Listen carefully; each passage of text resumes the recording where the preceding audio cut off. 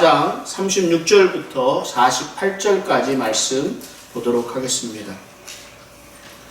누가복음 24장 36절부터 48절 말씀입니다. 함께 하나님 말씀 봉독하도록 하겠습니다. 이 말을 할 때 예수께서 친히 그들 가운데 서서 이르시되 너희에게 평강이 있을지어다 하시니 그들이 놀라고 무서워하여 그 보는 것을 영으로 생각하는지라. 예수께서 이르시되 어찌하여 두려워하며 어찌하여 마음에 의심이 일어나느냐. 내 손과 발을 보고 나인 줄 알라. 또 나를 만져보라. 영은 살과 뼈가 없으되 너희 보는 바와 같이 나는 있느니라. 이 말씀을 하시고 손과 발을 보이시나 그들이 너무 기쁨으로 아직도 믿지 못하고 놀랍게 여길 때에 이르시되 여기 무슨 먹을 것이 있느냐 하시니 이에 구운 생선 한 토막을 드리니 받으사 그 앞에서 잡수시더라. 또 이르시되 내가 너희와 함께 있을 때에 너희에게 말한 바 곧 모세의 율법과 선지자의 글과 시편에 나를 가리켜 기록된 모든 것이 이루어져야 하리라 한 말이 이것이라 하시고 이에 그들의 마음을 열어 성경을 깨닫게 하시고 또 이르시되 이같이 그리스도가 고난을 받고 제3일에 죽은 자 가운데서 살아날 것과 또 그의 이름으로 죄사함을 받게 하는 회개가 예루살렘에서 시작하여 모든 족속에게 전파될 것이 기록되었으니 너희는 이 모든 일의 증인이라. 아멘. 요즘 매일 아침 일어나면 제일 먼저 하는 일이 이 코로나 관련 뉴스를 찾아보는 일입니다. 이 진정 그리고 종식이라는 말이 빨리 나와야 할 텐데 오히려 미국은 순식간에 확진자가 50만을 넘어서고 있습니다. 다행히 한국에서는 진정세에 접어들었다는 소식을 전해 듣게 되었습니다. 얼마나 다행스러운 일인지 모릅니다. 그러나 초기 확진자가 0이라는 그 날이 있었지만 우리 대구 신천지 모임으로 인해서 집단 발병되어 크게 확산되었던 그런 경험이 있기 때문에 조금 진정의 기미가 보이고 있는 지금에도 여전히 조심해야 한다는 그런 소식들을 이렇게 듣고 있습니다. 문제는 우리가 살고 있는 이곳 미국입니다. 중국, 일본 등의 국가들의 그런 통계를 믿을 수가 없기 때문에 지금 미국이 전 세계에서 가장 확진자가 많고 그 속도도 엄청나게 빨리 늘어나고 있는 현 상황에서 어떻게 대처해 나가야 할지, 앞으로 어떤 일들이 일어나게 될지에 대해 많은 두려움을 가지게 됩니다.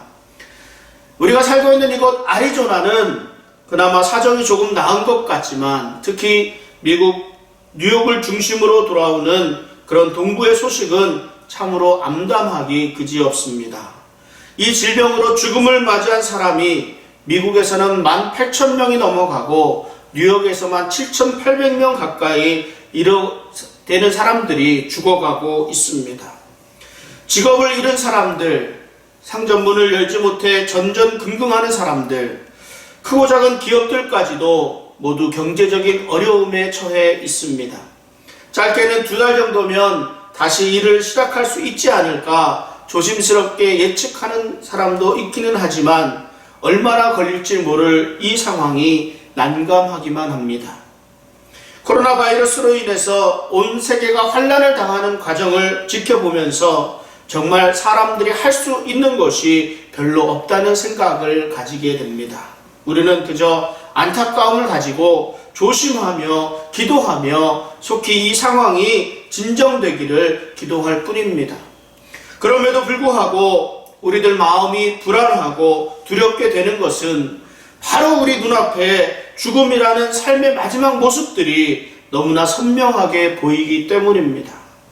죽음 앞에서 우리가 할 수 있는 것이 아무것도 없습니다. 예수님은 온갖 수모와 고통을 당하시고 끝내 십자가에 못 박혀 운명하셨습니다. 사람들은 예수님을 패배자라고 생각했습니다. 일주일 전까지만 하더라도 나귀를 타고 예루살렘에 입성하실 때의 예수님은 메시아요 이스라엘의 구원자이셨습니다. 그런데 상황이 급하게 변하게 되었고 호산나 호산나 다윗의 자손이라고 예수님을 부르며 환영하던 사람들이 오히려 예수님을 십자가에 못 박으라며 선동하기까지 하였습니다.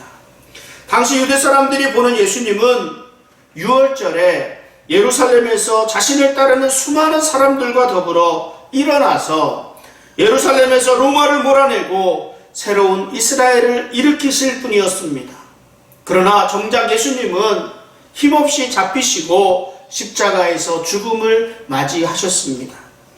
사람들은 마치 꿈을 꾼 것과 마찬가지였을 것입니다. 잠시간의 행복을 느꼈을 수도 있습니다. 예수님께서는 천국이 가까웠다고 말씀하셨습니다. 예수님의 말씀 한마디에 온갖 질병을 가지고 있었던 사람들이 나음을 입었습니다. 하나님의 심판 때문이라고 했던 나병 환자도 나음을 입었고, 날 때부터 걷지 못하던 사람도 일어나서 걸었으며, 오랫동안 병상에 있었던 환자들이 예수님의 말씀 한마디로 치유함을 받았습니다.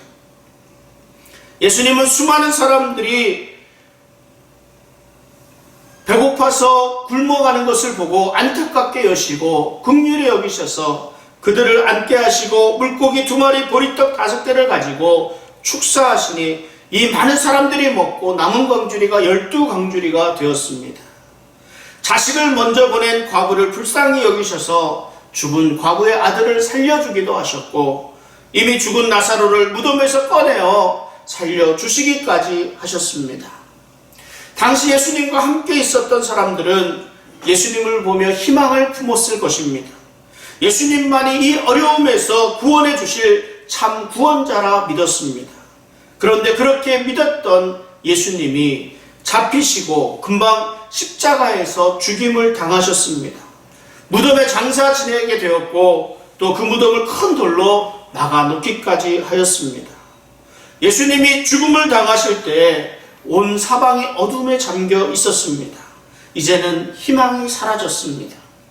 이 모든 것을 가까이에서 본 사람들이 예수님의 제자들이었습니다. 예수님의 제자들은 예수님이 정말 큰 권력을 잡으실 분, 왕으로 세워주실 분으로 생각했을 것입니다. 그래서 예수님이 왕이 된 이후에 그의 오른쪽 왼쪽 자리를 놓고 다투기까지 했던 사람들이 예수님의 제자들이었습니다. 그런데 예수님이 십자가에서 고난을 당하시고 죽으실 것을 말씀하십니다. 제자들은 믿지 않았습니다. 설마 그럴 리가 없다고 생각했습니다. 예수님이 겟세마네 동산에서 방을 세워서 땀이 피가 되도록 기도하고 계실 때에도 이들은 아무 생각이 없었습니다. 육신의 피곤함에 잠을 자고 있었을 뿐이었습니다. 왕이 되실 예수님으로 믿고 있었는데 예수님이 잡히시고 대제사장의 뜰에 로마 총독의 관정에 옮겨 다니시면서 고난을 당하시고 십자가에 달려 죽음을 맞으셨습니다. 제자들은 뿔뿔이 흩어졌습니다. 제자들이 흩어진 것은 혹시나 자기도 함께한 사람으로 잡혀서 죽임을 당하게 되지 않을까 하는 두려움이 컸기 때문일 것입니다. 기대가 많으면 실망도 크다고 합니다. 제자들은 예수님이 잡히시고 죽으시는 과정을 보며 한순간에 꿈이 아니었나 생각이 들었을 것입니다. 그리고 예수님을 만난 이후 모두 내려놓았던 생존의 수단들을 찾아서 물고기나 잡으러 가자 하기도 합니다. 기대가 무너진 실망에 생존에 대한 염려, 죽음에 대한 두려움이 이들을 복잡하게 만들었습니다. 오늘 우리들이 불안한 것은 이 코로나 바이러스라는 질병이 금방 치료될 기대조차도 가질 수 없는 상황이기 때문에 그렇습니다. 많은 사람들이 앞으로 미국의 미래를 대해서 예측을 합니다. 2008년도에 있었던 금융위기 때와는 다르고 오히려 911 사태와 비슷한 어려움이 올 것이라고 말하기도 합니다.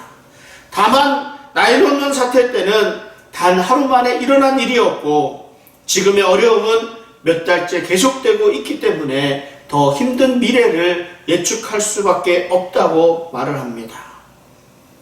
여러분들은 지금 평안하십니까? 이렇게 말씀드리면 지금 무슨 말을 하느냐고 책망을 받게 되지 않겠습니까? 지난주 주보에 우리 교단 총회장 목사님의 위로의 말씀을 칼럼에 옮겨 드렸습니다. 그런데 주중에 우리 총회장 목사님에게 전화가 왔습니다. 무엇을 도와드려야 할지, 그리고 교단 산하 교회의 들의 그런 어려움을 전하고 그 소식들을 전하는 과정 가운데 우리 건축에 대해서도 좀 물으시고, 이런 어려운 가운데 건축을 진행하고 있는 우리 교회의 소식을 듣고 많이 위로해 주셨습니다. 교회의 존폐 상황에 처한 교회들도 상당히 많은 것으로 전해 들었습니다. 질병으로 인해 교회가 문을 닫아야 하는 안타까운 상황까지 이르게 되었습니다. 뉴욕, 뉴저지 등 동부에 계신 목사님들, 캘리포니아에 계신 목사님들과의 통화는 지금 우리가 미디어를 통해 전해 듣는 소식보다 더 심각한 상황임을 깨닫게 합니다. 속히 이 상황이 진정되고 종식될 수 있도록 기도할 뿐임을 이렇게 함께 나누면서 몸 조심하라는 말씀을 드릴 수밖에 없었습니다. 이런 상황에서 평안이라는 말은 나와는 관계없는 말인 듯 싶습니다. 염려와 걱정, 불안으로 잠 못 이루는 밤들을 지내고 있지는 않은지요. 코로나 사태로 인해서 직장을 잃을 사람들이 최소 2,700만에서 최대 6,600만까지 잃을 것이라고 예측한 기사를 보기도 했습니다. 미국에서의 삶이 직업을 잃게 되면 당장 아무것도 할 수 없는 상태가 되어버립니다. 집값이며 유틸리티 비용까지 걱정을 해야 하는 상황이 됩니다. 사람들은 어떻게 합니까? 모두 같은 상황인데요 라고 말하며 빨리 안정되기만을 바라고 있습니다. 예수님을 잃은 제자들이 어찌할 줄 몰라 방황하고 있을 때 부활하신 예수님은 제자들에게 나타나셔서 너희에게 평강이 있을지어다 말씀해 주셨습니다. 이 말씀은 샬롬이라는 당시 이스라엘의 전형적인 인사말입니다. 이 평강이라는 말은 평안하고 안정적인 상태라는 말입니다. 부활하신 예수님은 제자들에게 평강을 선언하셨습니다. 예수님의 제자들에게 평강이 없었습니다. 평강이 없었던 것이 아니라 예수님과 함께 있을 때에 가지고 있던 평강을 잃어버렸다는 표현이 더 맞을 것 같습니다. 무엇 때문이겠습니까? 제자들에게 두려움이 있었습니다. 예수님이 계실 때에는 예수님이 맞서던 사람들이었습니다. 예수님은 유대 종교 지도자들과 그런 논쟁에서 물러남이 없으셨습니다. 이들은 세금의 문제, 부활의 문제 등을 가지고 예수님을 곤혹스럽게 만들려고 시도를 해보기도 했지만 예수님께서는 논리 정연하게 맞서셨습니다. 예수님이 잡히시던 날에는 베드로가 칼을 들고까지 맞서려고 했지만 예수님은 오히려 막으시고 하나님의 말씀에 순종하셨습니다. 정작 예수님이 십자가에 죽으시고 난 후에 제자들은 예수님을 핍박하던 사람들에 대한 그런 두려움 때문에 문을 꼭 걸어 잠글 수밖에 없었습니다. 로마 군대의 권력, 대제사장과 바리새인들의 핍박에 그 두려움에 떨고 있었습니다. 두려움은 우리 마음을 지배하고 생각을 지배합니다. 오늘날 코로나 바이러스는 많은 사람들을 두려움에 떨게 만들었습니다. 언제 어디서 감염될지 모릅니다. 감염된 이유가 더 큰 걱정이 있습니다. 제대로 치료를 받을 수 없다는 것이 많은 사람들을 더 두렵게 합니다. 그러나 하나님은 두려워 말라 말씀하십니다. 하나님의 그늘 아래 들어가 하나님의 말씀에 순종하고 잘 따르는 사람들에게 두려움이 사라지게 되고 주님이 주시는 참 평안함을 누리게 되는 줄을 믿습니다. 그런데 우리가 왜 평안함을 누리고 살아가지 못하게 되는 것이겠습니까? 예수님의 말씀을 의심하고 믿지 못하기 때문입니다.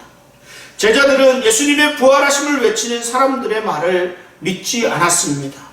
예수님이 죽으신 바 되었다가 사흘 만에 다시 살아나실 것이라고 수차례 말씀을 해 주셨음에도 불구하고 제자들은 이 사실을 믿지 못했습니다. 그리고 잊어버리고 있었습니다. 그런데 이것이 아예 기억에서조차 사라진 일은 아니었습니다. 마리아와 여인들이 예수님의 부활을 목격하고 제자들에게 예수님의 부활하신 사실을 전했습니다. 이 소식을 듣고 베드로와 요한도 예수님의 무덤에까지 달려가 그 사실을 확인하기도 했습니다. 그럼에도 불구하고 제자들은 예수님의 부활을 의심했습니다. 믿지 않았습니다. 여전히 두려움에 떨 수밖에 없었습니다. 어떻게 하면 주님이 선포하신 그런 평강에, 그 평강 안에 머무를 수 있었겠습니까? 우리는 부활하신 주님을 직접 만나야 합니다. 예수님을 만나는 것 외에는 다른 방법이 없습니다.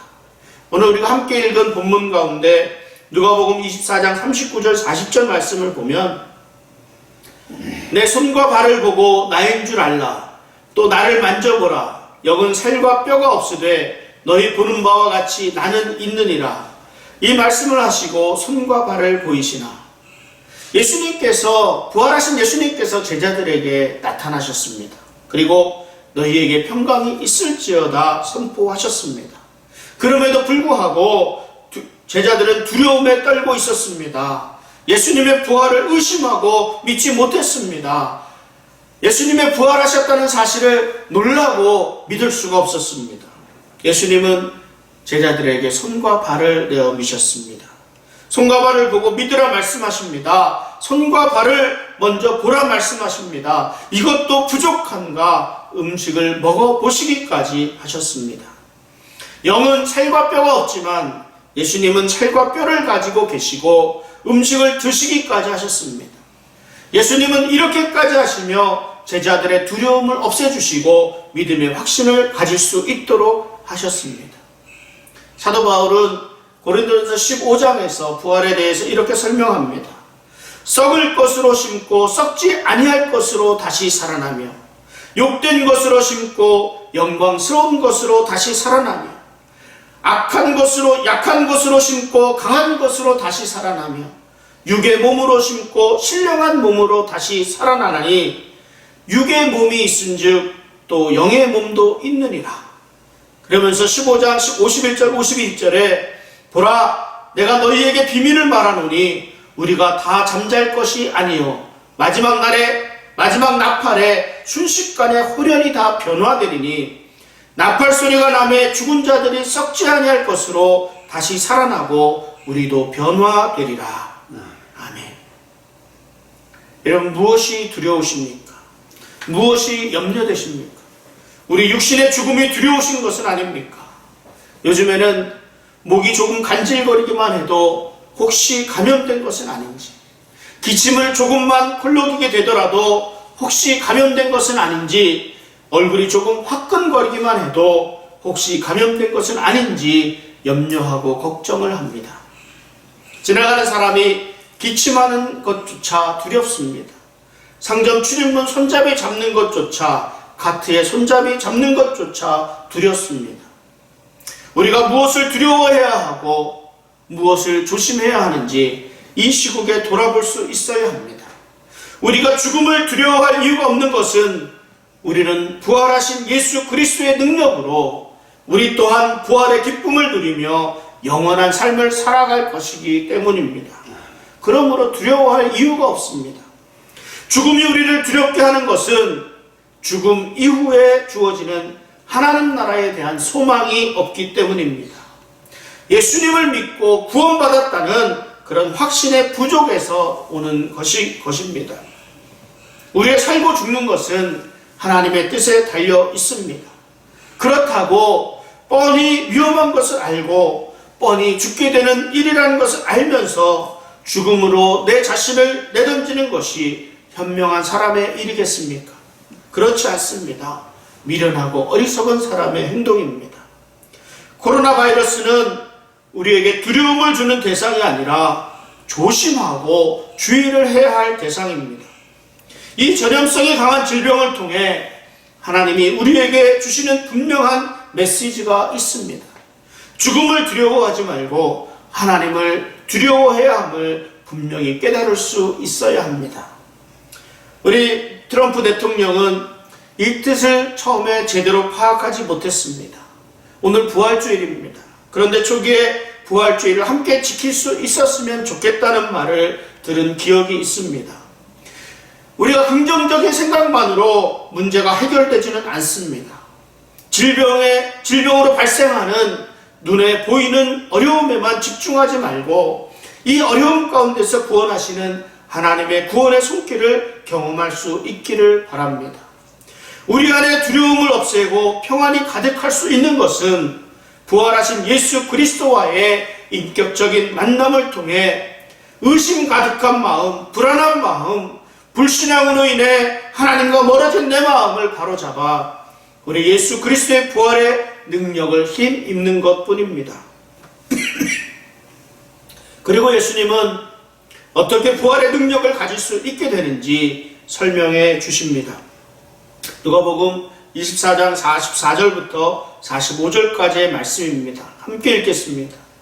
또 이르시되 내가 너희와 함께 있을 때에 너희에게 말한 바 곧 모세의 율법과 선지자의 글과 시편에 나를 가리켜 기록된 모든 것이 이루어져야 하리라 한 말이 이것이라 하시고 이에 그들의 마음을 열어 성경을 깨닫게 하시고 여기까지. 예수님은 제자들에게 이전에 하셨던 말씀을 기억할 것을 말씀하셨습니다. 그리고 저희의 마음을 열어 성경을 깨닫게 해 주셨습니다. 하나님의 말씀이 내 마음에 심겨질 때 우리 안에 평안이 가득하게 됩니다. 하나님의 말씀에 대한 확신은 내 안에서 두려움을 몰아내고 염려와 걱정을 몰아냅니다. 하나님이 주시는 참된 평화만이 가득하게 됩니다. 예수님은 부활의 아침에 너희에게 평강이 있을지니라 선포하셨습니다. 부활하신 예수님을 만나고 예수님을 통해 이전에 하셨던 말씀들을 기억하게 하시고 성경을 깨달아 알게 된 이후 예수 그리스도의 평강을 얻은 사람들에게 예수님은 부활의 증인으로서의 삶을 살아가라고 말씀하셨습니다. 46절부터 49절까지 또 보겠습니다. 또 이르시되 이같이 그리스도가 고난을 받고 제3일에 죽은 자 가운데서 살아날 것과 또 그의 이름으로 죄사함을 받게 하는 회개가 예루살렘에서 시작하여 모든 족속에게 전파될 것이 기록되었으니 너희는 이 모든 일의 증인이라. 볼지어다 내가 내 아버지께서 약속하신 것을 너희에게 보내리니 너희는 위로부터 능력으로 입혀질 때까지 이 성에 머물라 하시니라. 아멘. 예수 그리스도의 부활에 참여한 우리들에게 예수님은 부활의 증인의 삶을 명하시는데 위로부터 능력이 임할 때까지 기다릴 것을 말씀하십니다. 성령 충만함을 받으라고 말씀하십니다. 이 어려운 시기에 사탄은 우리의 마음을 미혹합니다. 점점 더 두려움에 빠지도록 합니다. 어려움에 헛된 생각을 가지도록 합니다. 걱정과 염려에 빠지도록 합니다. 이런 상황 속에서 성령님은 우리의 눈을 뜨게 하시고 하나님의 말씀을 깨닫게 하시고 부활하신 예수 그리스도의 능력을 힘입을 수 있도록 우리를 인도해 주십니다. 그리고 우리의 나아갈 바 부활하신 주님의 증인으로서의 삶을 온전히 살아갈 수 있도록 인도해 주십니다. 예수님 부활하신 기쁨이 가득한 이 부활주일 아침에 너희에게 평강이 있을지니라 선포하시는 우리 주님의 음성이 이 예배를 함께하고 있는 모든 사랑하는 성도님들에게 함께 하시기를 바랍니다. 여러분 불안하십니까? 두려우십니까? 염려와 걱정이 가득하십니까? 어려운 시기임에는 틀림이 없습니다. 수많은 사람들이 죽어가고 경제적인 힘듦이 우리에게 있습니다. 이 모든 일 가운데 최선을 다해 견디며 극복할 수 있기를 바랍니다. 우리 부활하신 주님이 함께해 주십니다.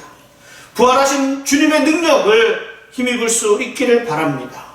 죽음까지 이기고 승리하신 우리 주 예수 그리스도께서 우리와 언제까지나 함께해 주실 것을 약속해 주셨습니다. 상황과 환경으로 인한 어려움을 두려워하지 말고 오직 예수 그리스도의 구원하심의 능력을 기대하시기 바랍니다. 부활하신 주님의 능력이 흔들리는 성도님들의 마음을 굳건하게 지켜주시며 더불어 이 질병 가운데서 보호하여 주시고 견디고 승리할 수 있도록 인도해 주실 줄을 믿습니다. 평강을 선포하시는 예수 그리스도의 부활의 기쁜 소식이 우리 사랑하는 성도님들의 가정마다 가득하시기를 우리 주님의 이름으로 축원드립니다. 기도하겠습니다. 거룩하고 자비로우신 아버지 하나님 감사합니다. 이 부활의 기쁜 소식을 많은 사람들과 함께 나눌 수 있도록 인도하시며